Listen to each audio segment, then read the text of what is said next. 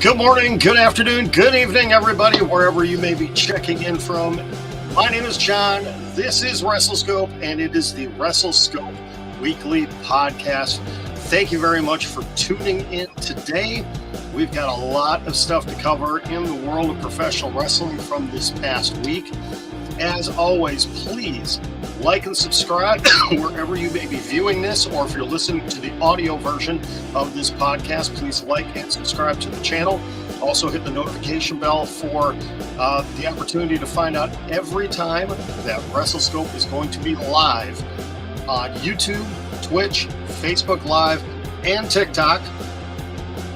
And also, we're going to put here at the bottom of the screen, if you are watching on Facebook Live, Facebook Live, Twitch, and YouTube, to check out our link tree. It is in the bio wherever you may be watching this, or if you are listening to the audio podcast, again, you can see it in the bio.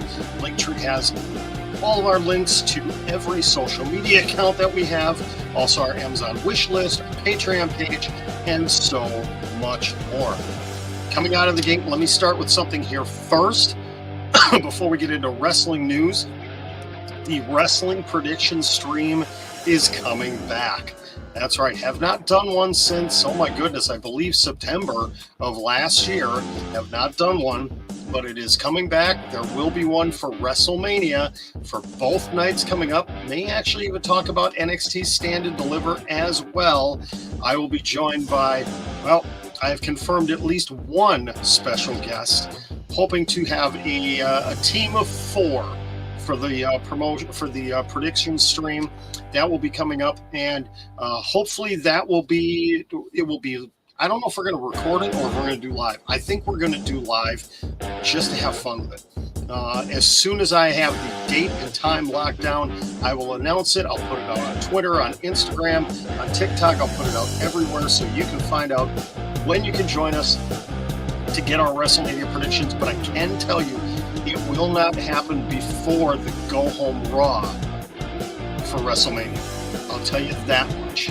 We're going to wait because I just get this funny feeling that there's going to be something announced that night to kind of wrap up everything for WrestleMania. There may still be a couple of things that just get thrown in at the last minute that we don't know about, but that will be coming up. But again, the prediction stream for WrestleMania, and I am going to plan on doing those for every major pay-per-view. So that would be every WWE pay-per-view, premium live event, every AEW pay-per-view, and we'll kind of see moving forward from there. I know, just out of respect to anybody that is going to be watching the NWA Crockett Cup tonight, which I believe, if I'm not mistaken, starts at 7 p.m. tonight, Central Time. I'm going to make sure we are done here by 7 p.m. so you are able to go and watch the Crockett Cup. Unfortunately, I will not be able to watch it. If anybody, I'm going to be watching Twitter tonight. If anything major happens out of that show, I will put it out on Twitter. I will also put it out on TikTok as well. All right, so let's get into the week in wrestling. And my goodness, there is just so much to talk about. So many different things happening this week. And I guess we need to start off with the Cody Rhodes story. That has been the one that has really, really taken the professional wrestling world by storm over the last month. When it was first announced that Cody was going to end up leaving AEW, that he had not renewed a contract, they were not able to come up with a deal to have him stay on board. He was one of the founding fathers, realistically, of AEW. And there was much speculation about, where's he going to go? Is he going to go back to WWE? Is he going to go to Ring of Honor? Is he going to go to New Japan? Where is he going to end up going? And then, the rumors started flying around that, they've got a place for him in WrestleMania. Contracts have been sent to him. Oh, he's going to show up at Raw in Jacksonville, Florida. And then it wasn't happening. Things cooled down. It's been a crazy couple of weeks here. And now it was finally confirmed. PW Insider reported yesterday that Cody Rhodes actually has inked a contract with the WWE. It was done sometime in the last week to week and a half ago. And as of right now, it sounds like he will be showing up at WrestleMania. We will not see him before that. So what is that going to mean? We've got 2 episodes of Raw left for Seth Rollins. Most likely it is going to be Seth Rollins, Cody Rhodes. Excuse me. That's most likely what the match is going to be. But what are they going to do with Seth Rollins for the next 2 weeks? How are they going to explain this? What is it going to be? Is it going to be similar to when John Cena was calling out The Undertaker and finally we end up, John Cena was in the crowd, he paid for a ticket, blah, blah, blah. Are they going to try to recreate that again? Are they going to have Seth Rollins sitting in the crowd? Which obviously would be a direct ripoff of what happened. Which WrestleMania was that? WrestleMania 31, 32? I can't remember which one that was. But, what is WWE planning here? Is it a mistake to not have a build for this if it is going to be Seth Rollins versus Cody Rhodes? There's also still some rumors floating around as well that Cody may not show up until the Raw after WrestleMania, which in a way, what on earth? Okay, sorry, I'm going to get to this in a second. I want to stay with this, but Blue Dangor just tweeted out something that just blew my mind. Would it be a mistake on WWE's part to wait to have Cody Rhodes show up on the Raw after after WrestleMania? I don't know. It's always cool to have, that big surprise at WrestleMania or at the Raw after WrestleMania. Yeah, Shadow Wolf, you're right. Big mistake for no build-up. I think part of the issue here is they were trying to, I forget where the report came from. It was Slice Wrestling had the report that I talked about earlier this week of the details that were in this contract for Cody Rhodes. That they were talking about, okay, he would have a guaranteed World Championship title run in 2023. He would have title runs with the IC and the tag team titles. He would be basically pushed as one of the top 3 or 4 stars in WWE. There wouldn't be any sliding down into the mid card, blah, blah, blah. I'm wondering, if that is true. Shadow Wolf, let me get into that in just a second. He has a question of why did Cody end up leaving AEW? There could have been delays. The reason there wasn't a build-up is maybe they were trying to figure out all the contractual stuff. But if he signed this deal almost 2 weeks ago now, why don't you have him in Jacksonville? Why don't you have him in the home, basically, of AEW and have him appear there on a show that was really lacking anything really huge? It would have been perfect, absolutely perfect for him to show up at the very end of the Seth Rollins Kevin Owens match. I had talked about this on Monday during the watch along, and that what they should have done, have the match end the way it was, but have it end 2 to 3 minutes earlier. Have it end close to 5 minutes to the hour, like they did on the SmackDown the week prior when we saw the first backstage brawl between Charlotte Flair and Ronda Rousey. You have it where KO, they do all the stuff with KO still, where he looks kind of dejected about things. He walks up, Seth is in the ring, and he's kneeling there in the ring and doesn't know what to do. He looks back at the WrestleMania sign.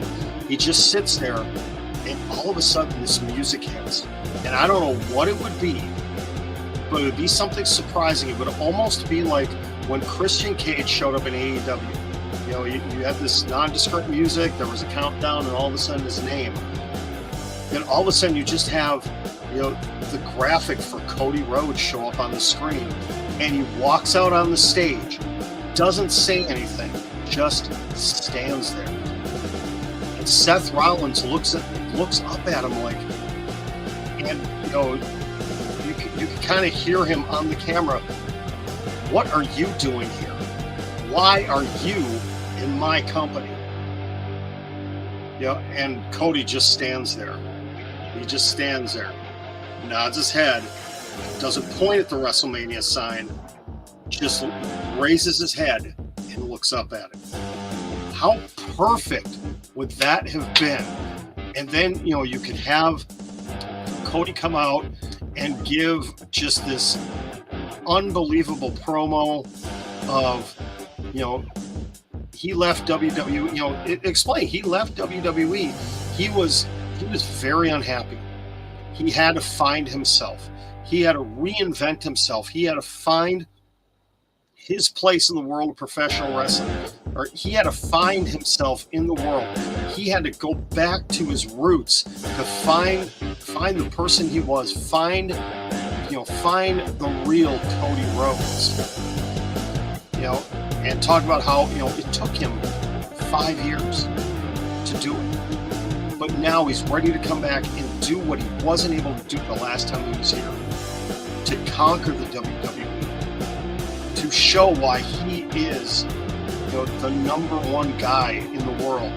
Something like that. Just have an amazing promo. Okay, let's go back to TikTok here real quick. So Shadow Wolf, why did Cody not go back? Why did he go back to WWE when he was an EVP in AEW?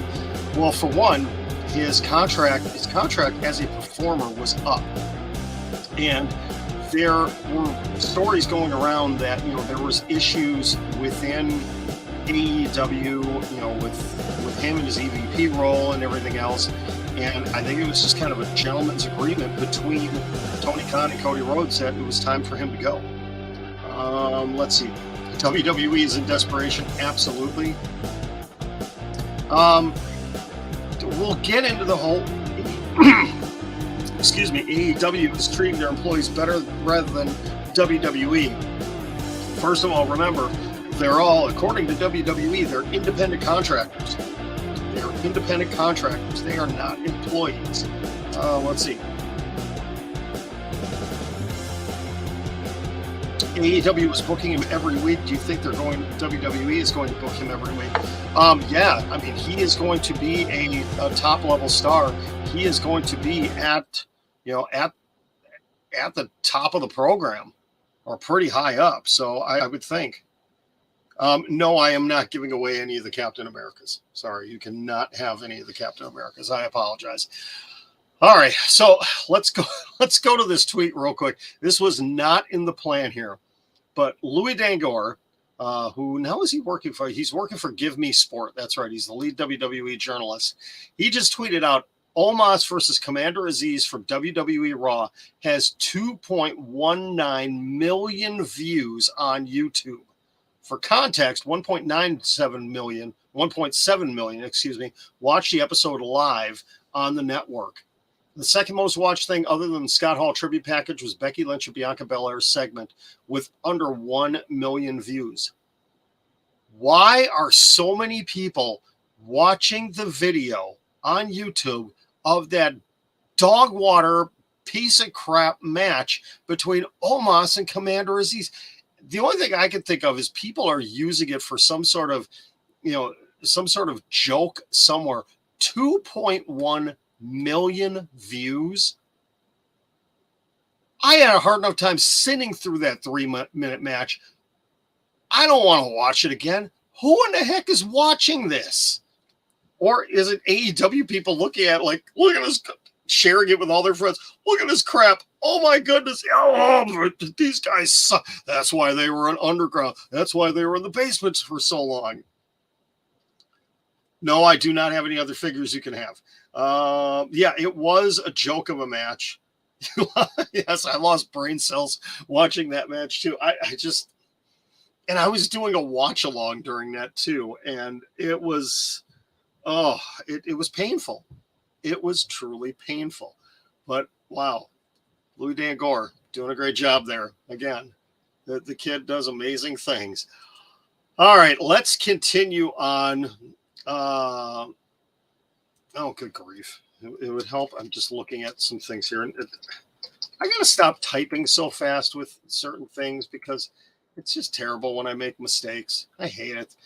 All right. So this past Wednesday on Dynamite, it came out of San Antonio. Another absolutely fantastic AEW Dynamite. It was main evented, spotlighted by yet another incredible match between ThunderRosa right there, and Dr. Britt Baker, DDS, for the AEW Women's World Championship in a steel cage match. And oh my goodness, they just brought it again. Now, this one was not as good as the Lights Out match. That was a great match, but I'll tell you, this one was pretty doggone good too.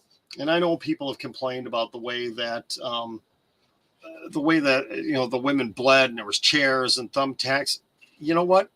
If the women want to do it, let them do it.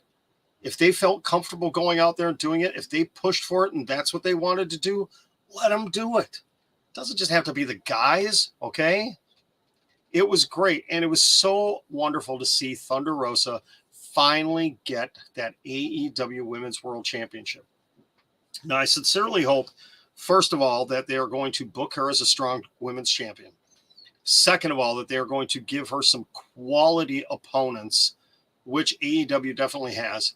Third, please don't let this be a short title run for her.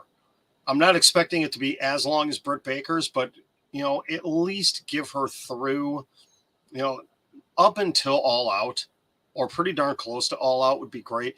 If it's anything shorter than 3 months, it's going to be a huge disappointment, unless they've got a gigantic shock for us, okay? You never know. I'm going to get Vito. Hey, thank you for joining in on the live.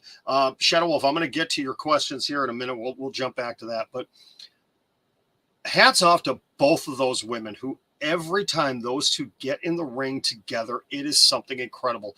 They work so well together, and it really should be a blueprint for anybody working their way up in the world of professional wrestling, is to see how two wrestlers can work so well together.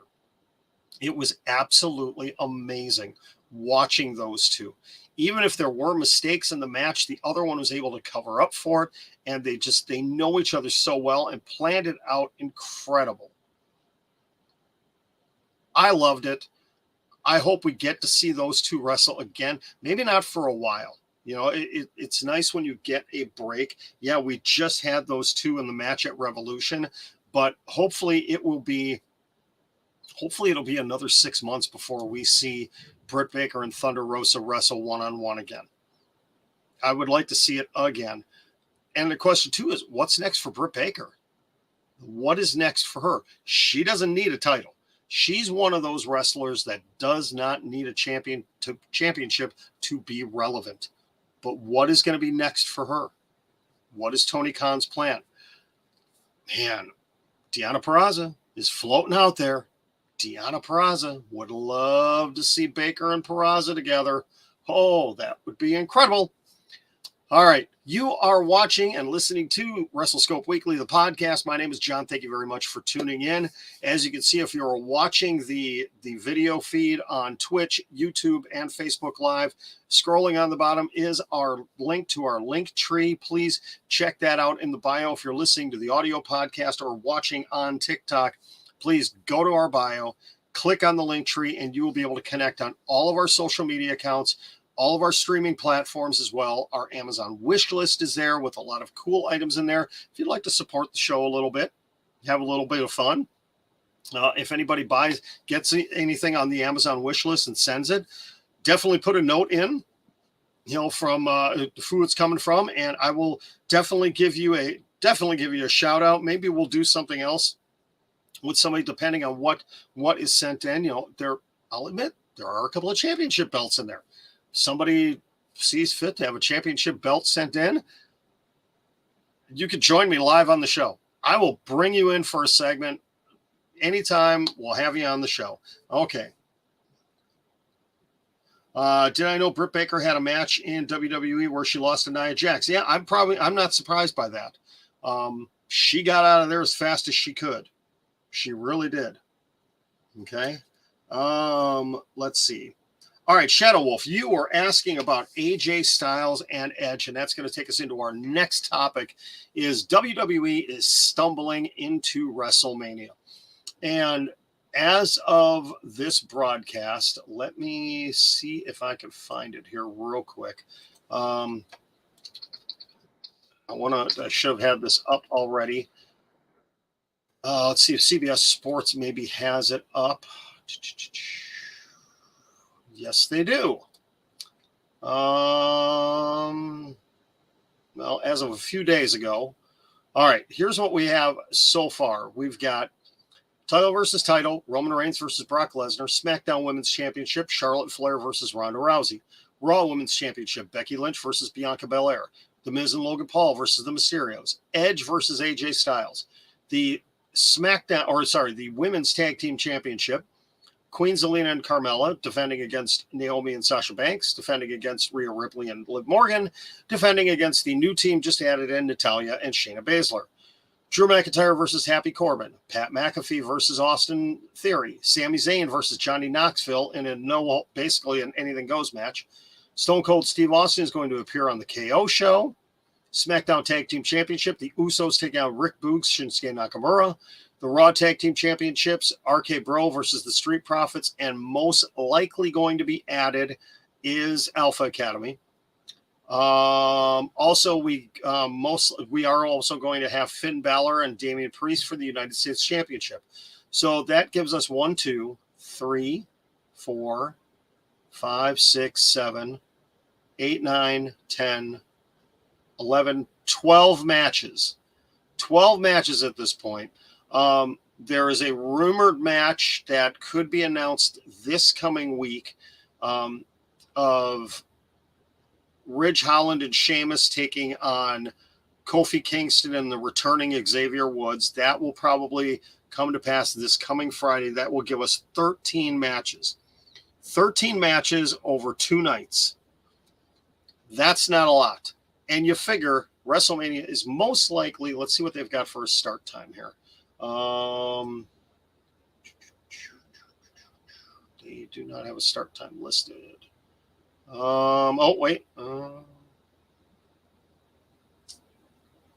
Okay, main card for both nights will begin at 8 p.m. Eastern time. And you figure it's going to be 3 hours, but 6 matches. Now, yes, you're going to have a lot bigger entrances. There's going to be a lot of filler stuff. There's going to be the Hall of Fame announcements and everything else, video packages. But is 6 matches really enough right now for each night of WrestleMania? Most of these matches are not going to go more than 15 minutes. Reigns Lesnar, I give it 20. Edge and AJ could go a half an hour. Bianca and Becky could go a half an hour. I don't see any matches going beyond 30 minutes of in-ring action. So that being said, as I said at the beginning of this segment, WrestleMania is stumbling into that show. The build has been absolutely horrible for most of this show. I am not a fan of what they're doing with Charlotte and Ronda Rousey. First of all, anybody that watches this, that has been watching this channel since the beginning knows I am not a huge Charlotte Flair fan. Babyface or heel, doesn't matter. I'm not a fan of hers.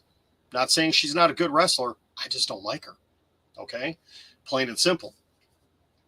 The build for this match has been awful. I think had it not been for Becky's legit injury, I think the build for her and Bianca would be a little bit better. They've done a decent job with that. Roman and Brock, there's only so much you can do with that one. I guess that's the big problem with having so much time in between Royal Rumble and WrestleMania and then Elimination Chamber and WrestleMania, where you've got 6-7 weeks that you got to pique interest and build things. And when you already knew it was going to be Brock versus Roman, no surprises in there. Okay, yeah, we had the whole thing with, Brock at MSG, and oh my goodness, is he going to walk in as champion? But Roman hasn't had a challenger since Elimination Chamber. Nothing whatsoever. There's no surprises there. It's really hard to have a quality build for a pay-per-view. The best thing that they have done, honestly, is the Edge AJ Styles build. Because, first of all, you have Edge come out and says, he needs to have somebody for WrestleMania who's going to step up. Comes out the next week, talks about it again. AJ comes out. They have a little bit of a back and forth. And at the end of that, Edge turns heel. Takes him out for a couple of weeks. We get, the Blueberry Edge promo talking about why he did what he did. Then we get Blueberry Edge again talking about, who he is, why he did what he did. And then the follow-up, the tweet from AJ Styles saying, hey, I'm going to be back next week to address this. They have done a really good job of building this one because it's something a little bit different every single week. And how is AJ going to respond this week? Is he physically going to respond? Is Edge going to conveniently not be at Raw? And it's just going to be AJ. Don't know. But we're going to get to see a fired up AJ. That's the AJ Styles that Edge called for. That's been a really good build too. Charlotte versus Ronda is probably and this is hard to say with so much junk on this pay-per-view, is the match that I am least looking forward to, honestly. Sammy versus Johnny Knoxville has been an interesting build, but do we really need this match? Do we really need it? The build for this is probably the second best out of everything right now, because Sami Zayn is just, love him or hate him. I was a little bit annoyed with his character last year, but it's really starting to turn around. The interest is peaking for me now. And the way these two have been working off of each other has been good. And Johnny Knoxville has done a really good job of adjusting to kind of the WWE promo style. His latest one on Friday night, where he accepted the stipulations from Sami Zayn, that was really good. I mean, it was grainy cell phone quality, and he dropped his phone at one point in time. But just the way he talked, he gets it. He understands the product. He knew what he needed to do. It was really good. Austin Theory and Pat McAfee, the best thing to come out of this so far was Pat McAfee's promo last night. He's getting better and better. And I got to call somebody out here. I don't know who it was from True Heel Heat Wrestling. I don't know if it was SP3, if it was Romeo, who it was from True Heel Heat Wrestling, but saying that Pat McAfee is now, in the league of, hold on, I got to pull up this tweet and read that. I got to read this correctly. Let's see. Here we go. I think I got it. That quickly, Pat McAfee may have become the best talker in WWE outside of Heyman, Edge, and KO. Wow. That, and all I said in response was, oh, that's a little bit of a stretch. Really good heated promo, but top 4 talker? I don't know. I mean, you could tell parts of it were heavily scripted for him. It wasn't Pat McAfee just coming off of, coming from the heart. He's good on the microphone, but wow. Top 4, saying he's better than a Becky Lynch or a Seth Rollins, or, I mean, there's a number of different people. Roman Reigns has gotten really good since his return. He's gotten really good since his return. So, yeah, I guess we've got a little bit of heat between me and True Heel Heat Wrestling about that. Sami Zayn is a joke to you, but he's good at what he does. He really is. Sean, you're a little late to the game, man. We already talked about Cody and WWE, but since we're talking about WrestleMania here and just the week build to it, yeah, Cody has, according to PW Insider, Cody Rhodes has re-signed with WWE. He will be appearing either at WrestleMania Sunday or he will make his first appearance at the Raw after WrestleMania. Nobody knows. It's going to be a surprise. I'm leaning towards WrestleMania because if they don't have Seth Rollins actively involved on the show, unless he's dealing with an injury, but he can't be because he just wrestled Kevin Owens in a very, very physical match. So I don't think that's it. I don't know. It's hard to say. But yeah, Cody, it appears, is on his way back to WWE. I'll tell you, I am not super excited about WrestleMania. I am going to watch it because, well, it's part of what I do here. It's not a job. It's not a job. It's an adventure. It's what I do. You see AJ Styles winning this year, it would make sense unless this is going to be a build for something else. And, WrestleMania Backlash is the next pay-per-view. Sorry, premium live event. I believe that's still what's on the schedule. Yes, probably one of the worst build-ups to a WrestleMania ever. And to tell you how bad it is, I heard a report this morning that there are still 25,000 tickets available over the 2 nights for WrestleMania that have not been sold yet. Now, granted, AT&T Stadium is going to hold upwards of 105,000 people, I believe, for the show. I believe that's what it's going to be. So, having 25,000 tickets, yeah, I could kind of see that. But for the biggest show of the year, it's got to be a little bit scary for WWE. They're going to sell some more tickets for sure. Is it going to be a sellout? Yeah, they're probably going to make up some BS number like the WWE always does. Okay. Sean, you're jumping ahead of me here. All right. Well, we're going to segue into, it is WrestleMania weekend. We are going to segue into the huge match that was announced yesterday. And I was excited to have been able to jump on. I was here live right after it came out. Tony Khan had announced that at SuperCard of Honor on April 1st, Friday, April 1st, it is going to be the Ring of Honor World Tag Team Championship defended, the current reigning champions, the Briscoe brothers, taking on the AAA champions, FTR. I am so excited for that match. That match is going to be absolutely incredible.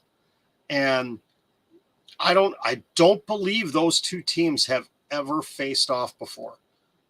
And I'm excited for it.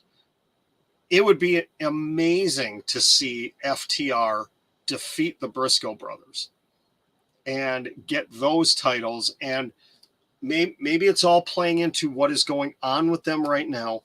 It appears that they are breaking off from the Pinnacle, which would be good. I want to see them on their own. Thank you, Sean, for clarification. He says that it is the first time. They fired Tully Blanchard. They're kind of going off on their own. They will pick up another manager. Somebody will come along and pick them up. Is FTR maybe going to be one of those teams that they slide over to Ring of Honor? Tony Khan tells them, hey, listen, we got stuff going on here, but I'd love for you guys to jump into Ring of Honor and really kind of be, you and the Briscoes, be kind of the standard bearers for the Ring of Honor tag team division. Would you guys do that for me? I could see them going over and attempting to be a dominant team over there, and winning titles there. That would be amazing to see them win titles in Ring of Honor. I think that'd be a great way for kind of the relaunch of Ring of Honor. Sean, you might be right. There's been teases about Bret Hart being the manager. And that would be really cool because keep in mind, they are coming up very soon, going to have the Owen Hart Cup, or I forget what they're calling it, but they're going to be doing stuff with the Hart family. Imagine if Martha Hart is there and Bret's there together at Double or Nothing. Okay. Let's jump back to Cody Rhodes real quick here. I just saw a post here. Fightful Select noted the following about WWE's plans for Cody Rhodes at WrestleMania. While those close to Rhodes denied that his Sunday travel was set to WrestleMania, WWE sources have indicated that they internally discussed flying Rhodes in a private jet in order to avoid the publicity of him popping up at an airport before WrestleMania. No big surprise there. Okay. But, back to what we were talking about. Sorry, I got sidetracked there. Yeah, that is a huge match for Ring of Honor. You've already got Bandito and Jonathan Gresham for the Ring of Honor Championship. I forget what the other match already announced was, which is a Swerve. Strickland is going to be there as well. There's going to be more stuff probably this week. Tony Khan is probably going to announce more stuff this week. But that tag team match is huge. And it gives me a chance to kind of segue into another match that I'm really excited for that was announced yesterday as well. New Japan Pro Wrestling announced for their Windy City event coming up next month, April 16th, Will Ospreay will be taking on Jon Moxley. That is going to be an absolutely crazy match as well. I can't wait to see that. I am desperately hoping to be able to make it to Chicago for that event. Tickets are almost sold out for that, so I got to try figuring that out. But I desperately want to go to that show and be able to witness Ospreay and Moxley in person. That would be so cool to see. All right, let's see here. Yeah, we've got some stuff going back and forth on TikTok about Bret Hart. Yes, I loved. Yeah, let's talk about. I didn't have it in the notes here, but let's talk about it real quick. I want to talk about Jericho Appreciation Society and their potential connection with William Regal, Jon Moxley, and Bryan Danielson. Again, I had complained on Thursday about the length of this promo that Chris Jericho had. I think they could have shortened it up by 1 or 2 minutes. They did get to what they wanted to. Basically, it's going to be we are sports entertainers and we hate the professional wrestlers. That's what it's going to come down to. And you know darn well that the group of Regal, Moxley, and Danielson is the pro wrestlers. And, they've already, Chris Jericho and Taz had a little bit of back and forth on Rampage last night about it. I think it's going to be interesting to see what ends up happening with that.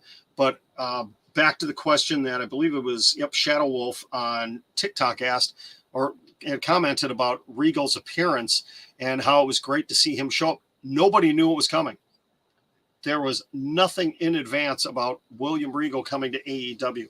And I think it was great how he got in there after an absolutely phenomenal match, slapped them both, brought them together, cut that incredible promo on the Dynamite after after Revolution. And it was fantastic. It truly was fantastic. William Regal apologized the next day because he did go longer than his allotted time out there, and it kind of screwed up the second hour of Dynamite that week. But you know what? It was needed.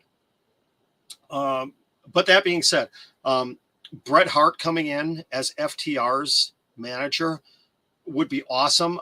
I don't think they would do it the same way they did Regal. I think what they would do is maybe they'll tease for another week or two, and then all of a sudden they announce. You know what they could do? They could kind of pay homage to, and this is going way, way back, when Macho Man Randy Savage was in the WWF, and he teased for weeks and weeks on different WWF programming that he was going to announce a manager, and everybody was clamoring. You know, all the managers at the time in the WWF were clamoring for it. And when they finally announced it, I don't remember what show it was on. Let me see if I can find it here for you. I won't be able to show you video of it, but it was incredible because that's when they had announced Miss Elizabeth and nobody knew who she was. I'm just trying to pull this up. See if I can find the information on what show it happened on. All right, so we've got the video of it, which I can't show.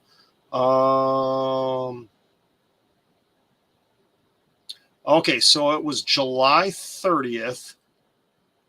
I don't know what year. Let's see. WWF's Championship Wrestling. Was that it?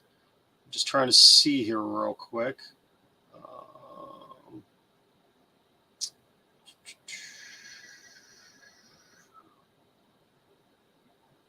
Oh, here we go. So July 30th, 1985. It was a taping of Championship Wrestling in the Mid-Hudson Civic Center in Poughkeepsie, New York. Randy Savage was going to announce who he had picked as his manager. After debuting at the last set of tapings, all the incumbent managers, Bobby Heenan, Jimmy Hart, Freddie Blassie, Mr. Fuji, and luscious Johnny V, started bidding for his services. They did this same angle in 1988 with Bam Bam Bigelow and in 1991 for Andre the Giant. But time came for Savage to introduce his manager. The bidders were in the ring. They thanked everyone for what they taught him so far, though Jimmy Hart just freaked me out. But he wasn't picking any of them. His new manager was about to walk through the orange doors of the Mid-Hudson Civic Center, and a beautiful woman dressed to the nines in an evening gown, who we later learned was named Miss Elizabeth, and Bruno Sammartino. Who's this? A movie star? Who is this? Yeah, so that was great. I wish I could see. I don't think I could show this because it's actually somebody else's YouTube video. But search for it online. Macho Man Randy Savage introduces Miss Elizabeth. But that being said, it would be kind of cool. Not that AEW has a ton of managers right now. They really don't. They don't have managers. They don't have LAs. But have them do some sort of a tease where all of a sudden they announce Bret Hart as their manager. All right, let's see here. They're going to be a team to deal with. Yeah, talking about Moxley and Danielson. Yeah, it is going to be fantastic. I can't wait to see where this ends up going. The end game obviously is going to be a larger faction of Regal, Danielson, and Moxley taking on the Jericho Appreciation Society. That's what it's going to end up coming down to. Mox and Danielson versus the Hardy Boys will be good. I don't know if that's ever going to happen. I don't know if they're going to go that direction. They may. I am going to be hopefully working on this coming week a Jericho Appreciation Society fantasy booking. I've never done a fantasy booking before, so I'm going to give that a try, and we'll see what happens. All right. To wrap things up here, we are coming up on the 1 hour mark, and I said I wanted to be out of here in time for the beginning of NWA Crockett Cup, just out of courtesy to anybody that's going to be watching that show tonight. I do want to talk about Scott Hall. I do want to talk one more time about the passing of Scott Hall, which was a very difficult thing this week. It's always hard when people that we, admire and appreciate and, watch on television or whatever it may be when they pass away.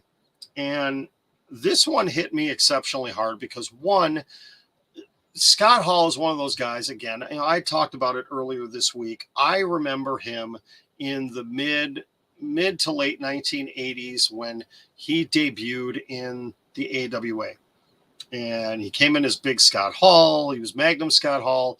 He tagged with Curt Hennig, the soon-to-be Mr. Perfect. They won the AWA Tag Team Championships. I remember him back then.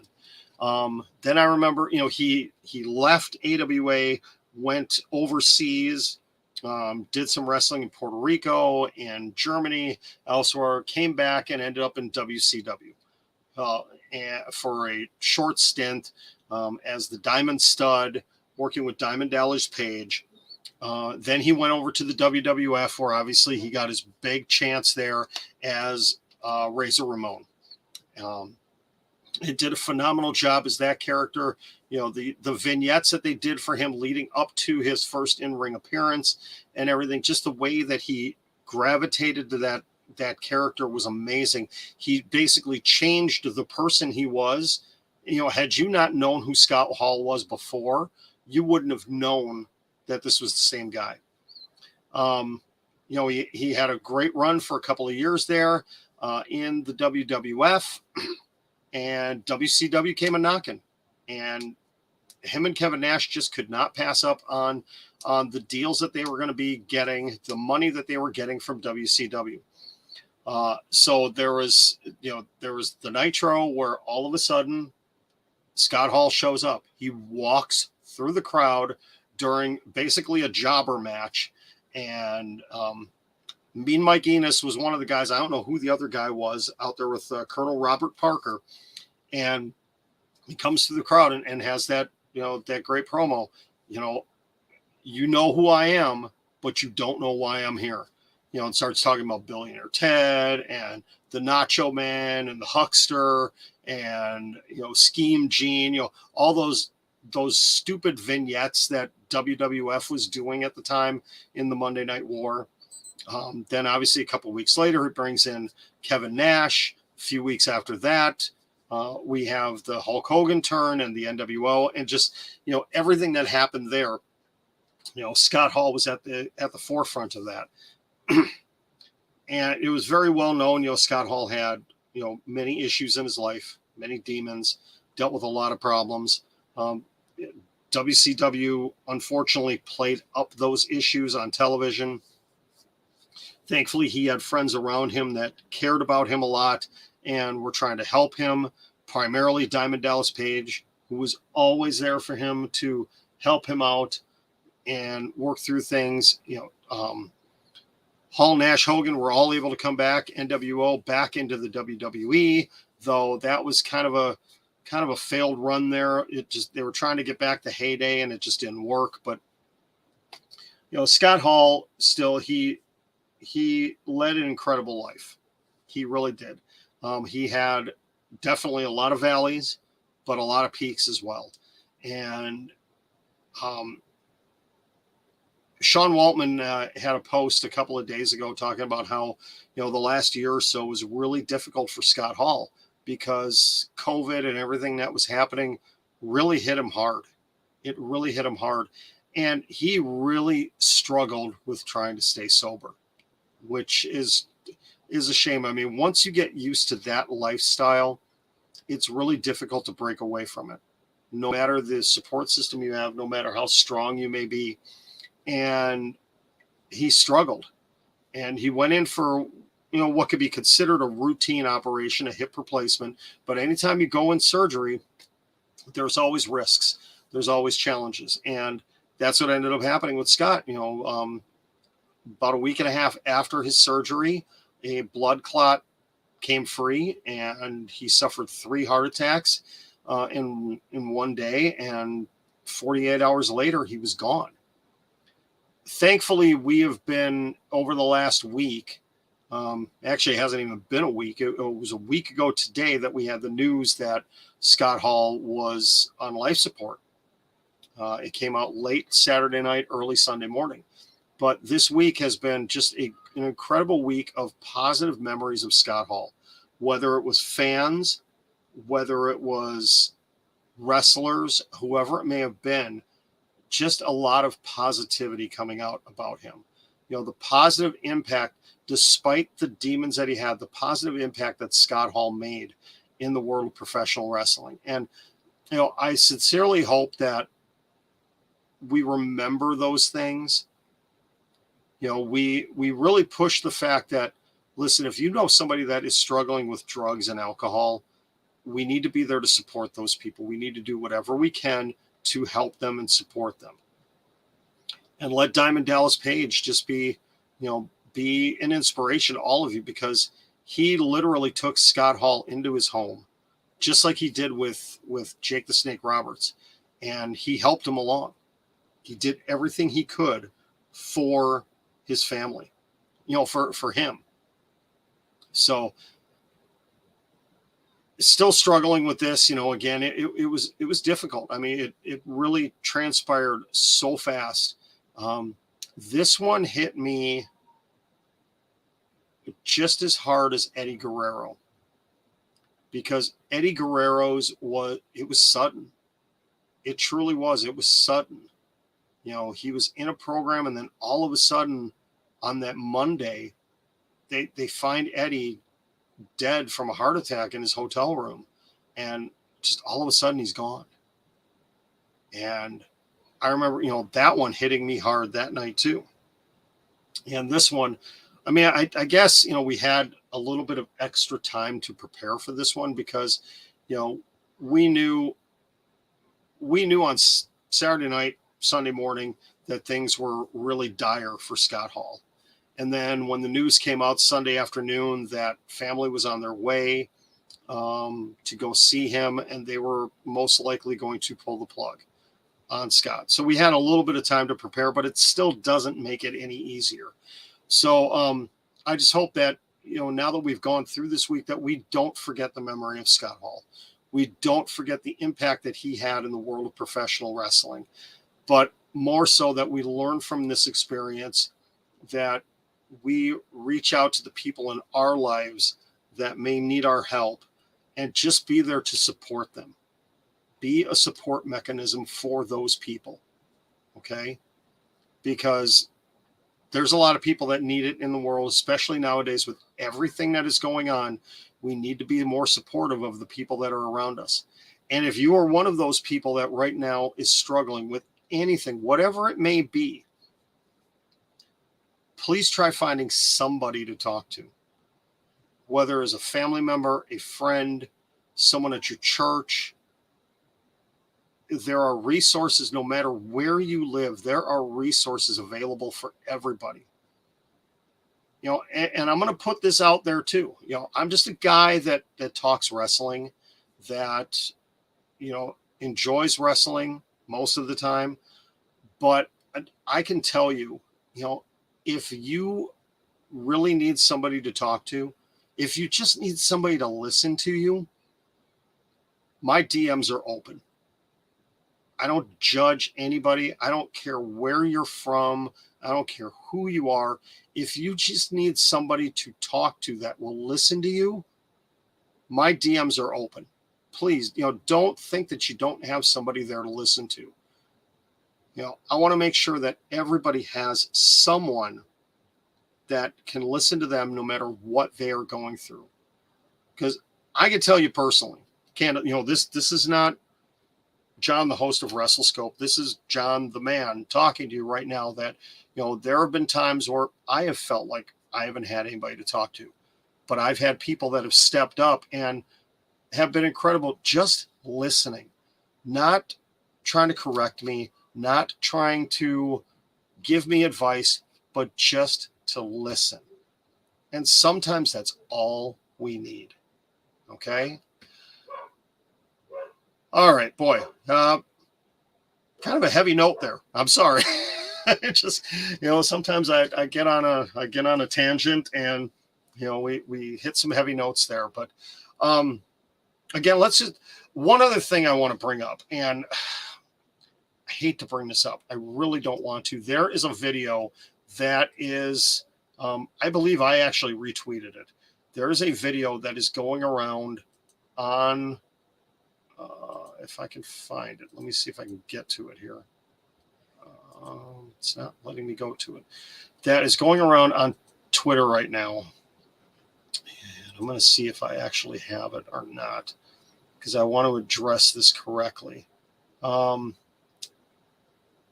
It is out of ARW on Fight. I don't know anything about this organization, but there is a short video of a young woman, and if I get her name wrong, I apologize. Devlin Macabre. Hopefully, I didn't get that wrong. She's a pro wrestler, 21 years old, out of Orlando City, and there is a video from an ARW show where whoever the commentator was making extremely inappropriate comments about Devlin. Now, I don't know her. I'd never heard of her prior to this. One of my friends on Twitter posted this video, and a lot of people have jumped on this. It is absolutely disgusting what this man was saying. I mean, not just for professional wrestling, but in general. If you get a chance to see this video, it is on I retweeted it on my Twitter feed at TV_wrestle. It is absolutely sickening what this commentator was saying about this young woman. Nobody deserves to be treated that way. Man or woman, I don't care who you are. That kind of talk should not be happening, whether it's on wrestling commentary, if it's, on a podcast, whatever. It should not be done. And I sincerely hope that whoever this person is, this disgusting piece of trash that was the commentator, gets his comeuppance for this, because it is absolutely offensive. And I sincerely hope that it never happens. I hope the reaction for Devlin Macabre is positive. I really hope so. There is a lot of support coming out for her right now, which is good. But the world of professional wrestling really is becoming, in certain ways, very toxic. And, even in, chat forums, social media, whatever, between fans, it's getting ugly. And we need to put a stop to that. We really do. And the people that enjoy professional wrestling, the people that enjoy the professional wrestlers and support them, or the sports entertainers, whatever the case may be, we need to be showing respect to everybody. And the people that are being ignorant, ignorant asshats, I'm sorry, I'm just going to say it. If they're being ignorant and stupid with their comments, we need to put an end to it. I'm not saying censoring people, but we've got to start treating people better. And it starts with each and every one of us. Am I going to agree with everybody's opinions on things? No. Are you going to agree with mine? No. But what I like, and I'm seeing it here today in the comments, is we're being respectful. Why can't we just do that? Why can't we just be respectful? And I'm not just talking about the world of wrestling either. We need to be doing it in the world in general. Okay? We really do. But let's, as wrestling fans, let's start doing it ourselves first. Okay? I think we can. All right. Boy, 2 serious notes there to end the show. Holy cow. Wow. I feel like I'm on a soapbox tonight. Yikes. All right. Well, I am going to get out of here, folks, because, again, we are coming up close on 7 o'clock. I want to end so people could go watch NWA Crockett Cup tonight. I am not one of them watching, unfortunately. But, again, as you can see here, check out my link tree. You can see my bio down there with everything. Again, I mentioned this at the beginning, and I don't mean to be asking for things, but, hey, if you really like the show, first of all, like and subscribe. Please give me a like and subscribe wherever you may be watching or listening to this. I greatly appreciate it.